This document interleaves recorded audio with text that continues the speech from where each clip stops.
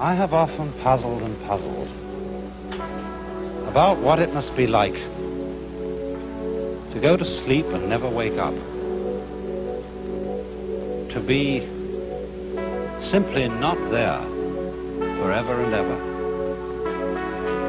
After all, one has some intimation of this by the interval that separates going to sleep from waking. When we don't have any dreams but go to sleep, and then suddenly we're there again, and in the interim there was nothing. And if there was never any end to that interval, if the waking up didn't happen, that's such a curious thought. And yet, you know, I believe that although that's rather gloomy kind of consideration, I found that's one of the most creative thoughts I ever thought in my life. And I keep going back to it. You know, it's in line with a lot of the very fundamental questions that children ask. When they say, "Mummy, who would I have been if you had married someone else?" These are the kind of questions that make us puzzle profoundly about our existence. And one of the reasons why I think thinking about not being, about total non-existence, is so creative, is that in comparison with that thought, the fact that we are seems kind of queer, incredibly odd. But you know, in the Western world, I suppose we have two dominant ideas about what happens to us when we die. There's the old-fashioned idea that after we die, we go to another world. I say old-fashioned, not to say it's out of date. We don't know what the answer to this is. But that's the traditional answer of the Western world. When you die, you go to another life. Maybe heaven, maybe purgatory, maybe hell, who knows? I think nowadays, though, the more general idea, the more plausible idea to many people, is that when we die, we just cease to be. That's all there is to it. But we're inclined, I think, to have in our minds a picture of this, which indeed is depressing, of being shut up in the dark for always and always and always, to be kind of buried alive in a blackness, where we are blind, deaf, and dumb, but somehow still conscious. But in the Eastern world, there are different ideas of this.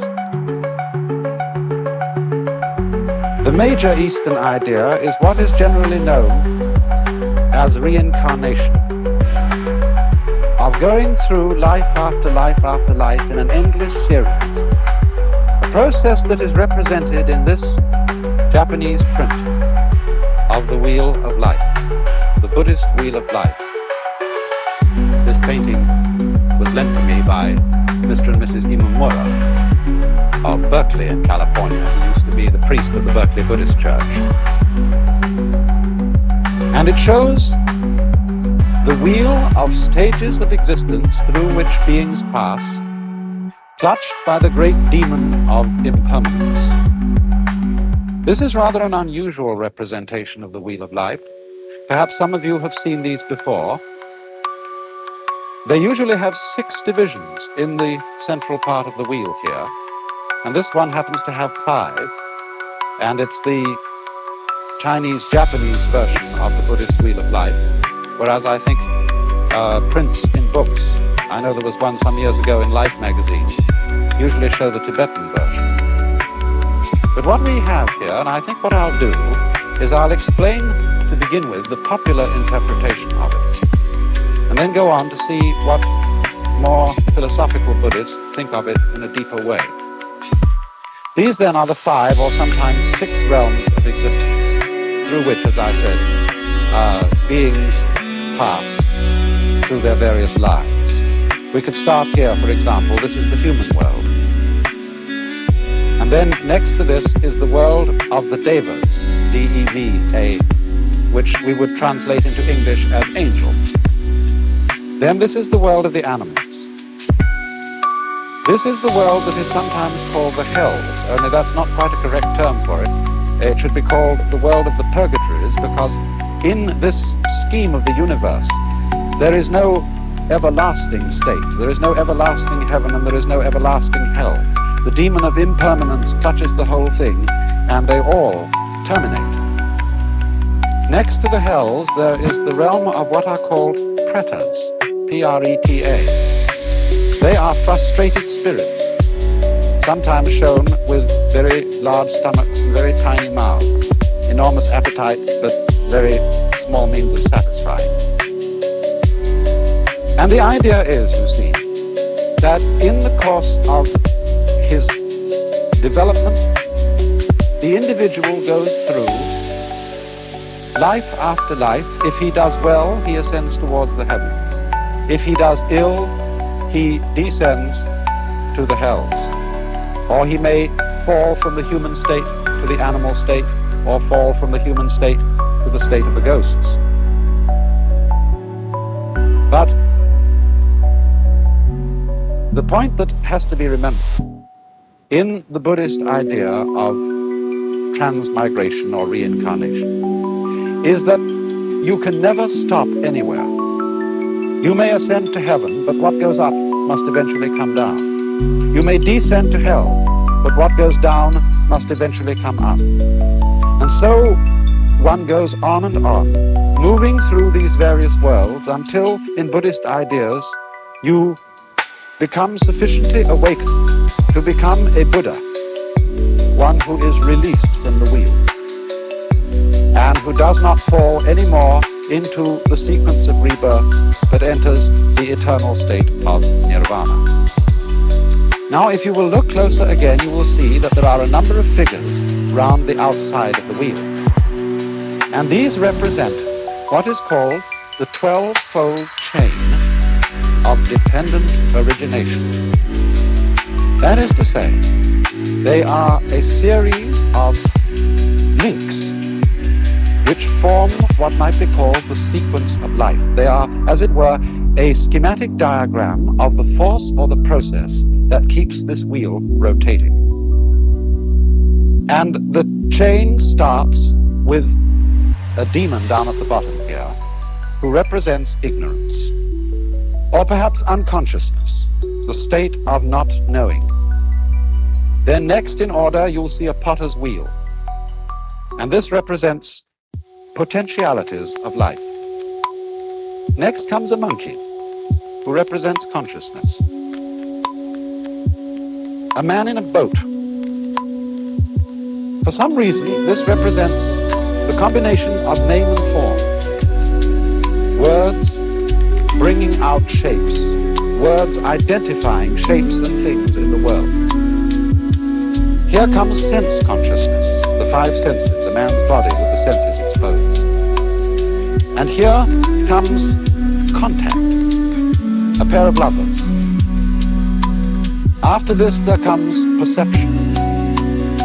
I am not quite sure what the symbol in this wheel is. It seems to show a man with a sword behind a screen and two women playing in front of the screen. The usual symbol you find here for perception is a man with an arrow in his eye, showing the pain involved in the perception of the world. The next in the link is desire.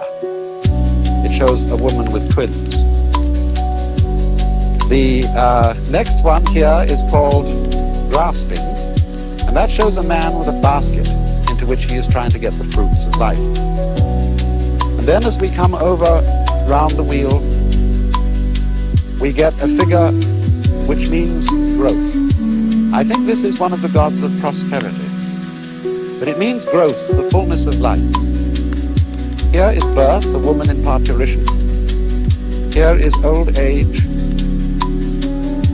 And then, although the final stage of the links of dependent origination, as they are usually drawn, shows this one as the last, and calls it old age and death, in this particular wheel they've been spread out so that you get old age, grief. No, excuse me, this is sickness. Old age, sickness, death, grief, compassion, suffering, and again back into ignorance. Here's another figure of ignorance, the camel being led by a blind man. Now, what I want you to notice particularly about this is that the chain represents what is called in Sanskrit the process of karma. I'm going to write that word because it's very fundamental to an understanding of this whole problem. Karma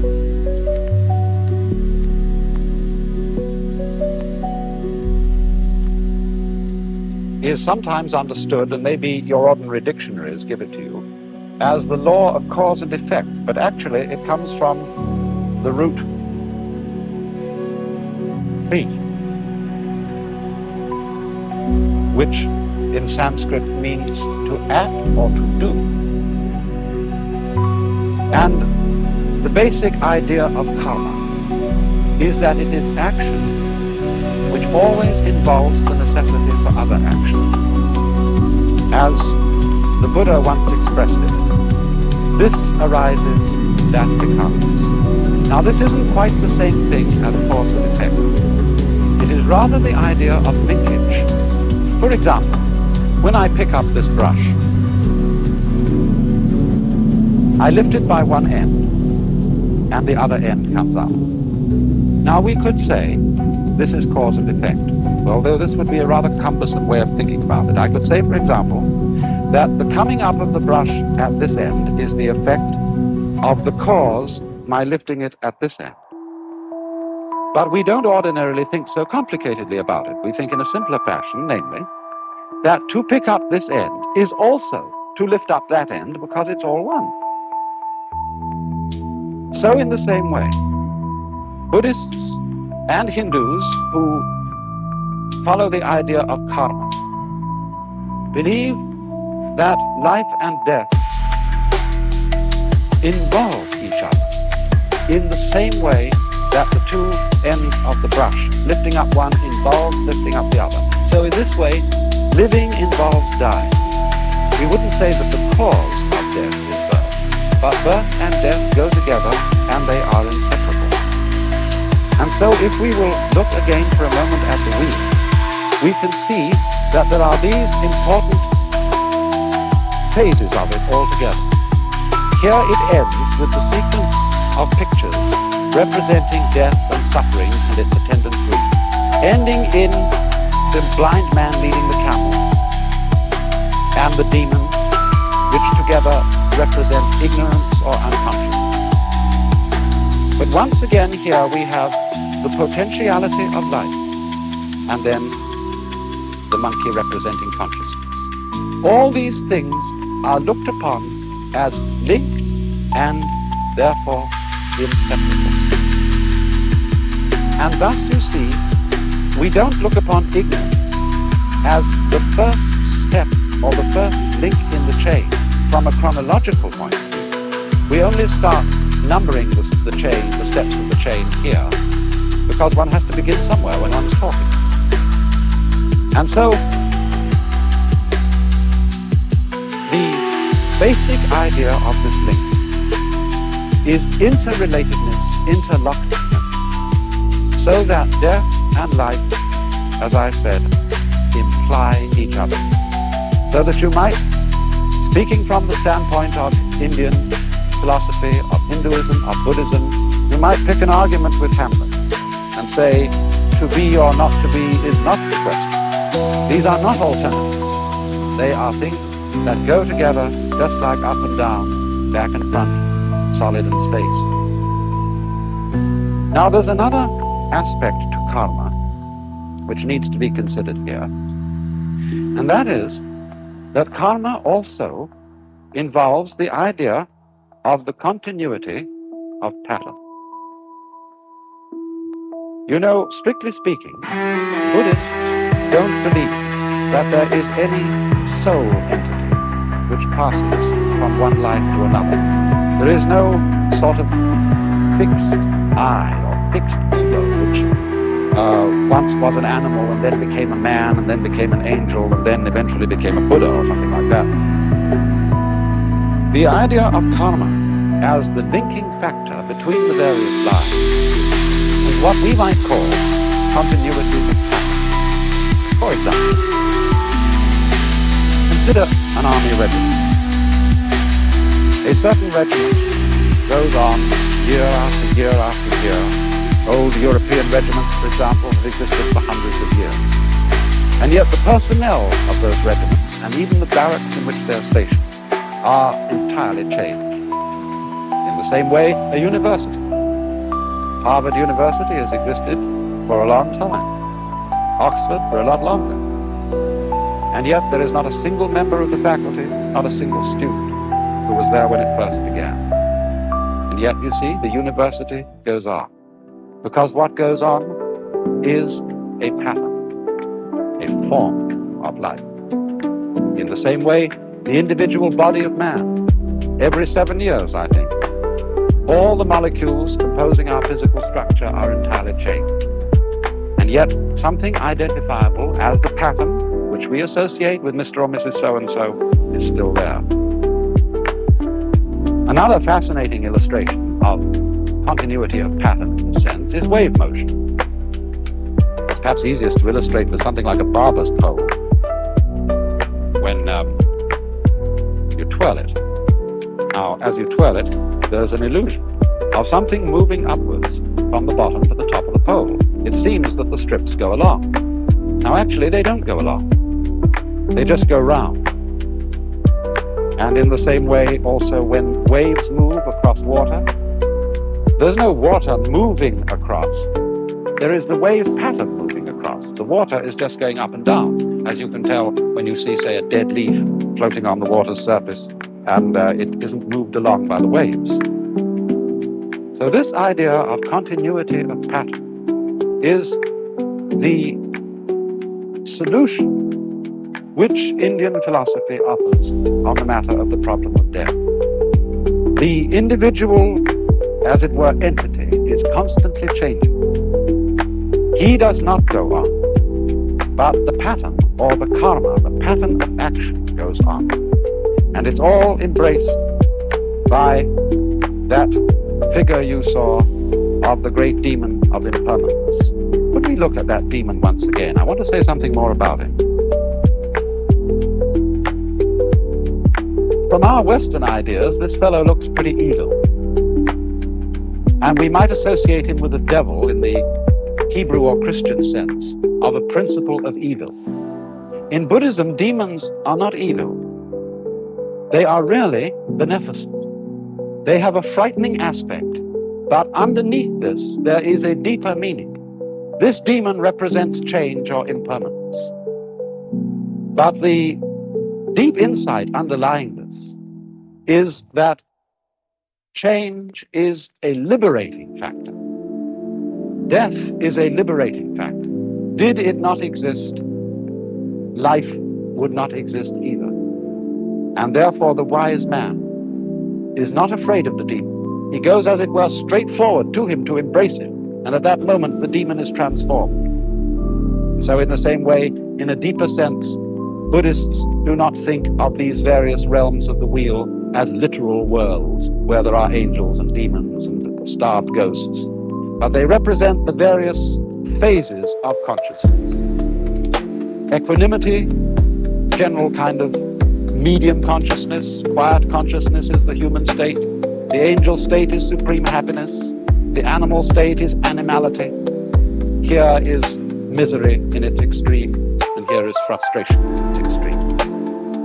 But the fundamental idea of the whole wheel that we have to remember, the idea of karma, is the interlocking, the interdependence of being and not being, of death and life, and the fact that the demon of change is really a disguise of the very source of life, the death without which life is impossible, the change without which life is totally boring.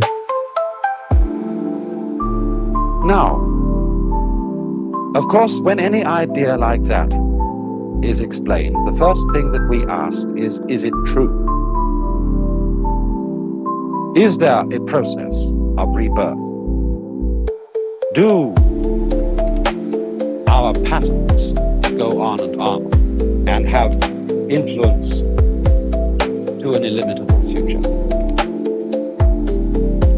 But you know, as this idea is held by deeply thoughtful Hindus and Buddhists, it isn't a belief in something which we can't prove. It's really quite a self-evident notion. Think of it in this way. Supposing I make two statements. Statement one: after I die, I shall be reborn again as a baby, but I shall forget my former life. Statement two: after I die, a baby will be born. Now, I believe that those two statements are saying exactly the same thing. And we know that the second one is true. Babies are always being born. Conscious beings of all kinds are constantly coming into existence after others die.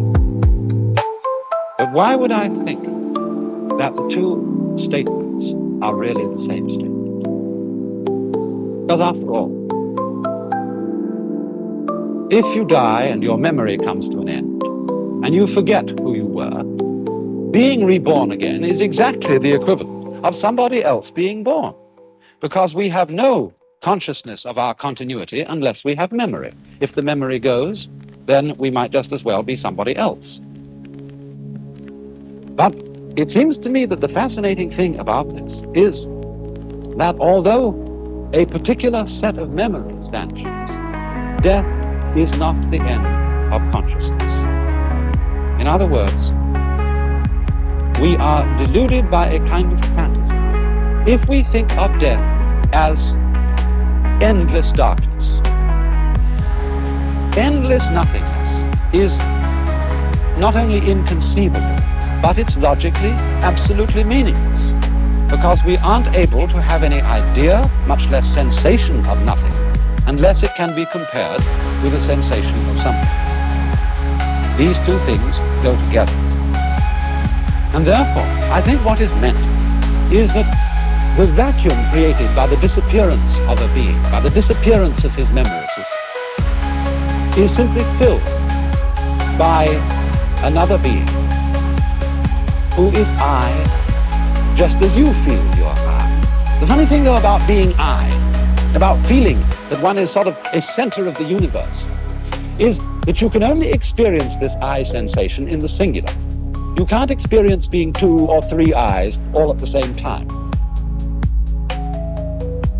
Now then, it seems to me that this idea has three very important consequences. One is that the disappearance of our memory in death is not really something to be regretted. Of course, everybody wishes to hold forever to the memories and to the people and the situations that he particularly loves. But surely, if we think this through, is that what we actually want? Do we really want to have those we love, however greatly we love them, for always and always and always and always? Isn't it inconceivable that even in a very distant future, we wouldn't get tired of it? And this indeed is the secret of the thing. This is why the demon of impermanence is in us. Because it is forgetting about things that renews their wonder. Just think, when you opened your eyes on the world for the first time as a child, how brilliant colors were. What a jewel the sun was. What marvels the stars. How incredibly alive the trees were. That's all because they were new to your eyes. Or in the same way, you know how it is, you've been reading a mystery story. And you're looking around the house, you want something to read, and you pick up an old mystery story. If you read it years and years ago and you've forgotten all about the plot, It still excites you. But if you remember the plot, it doesn't excite you.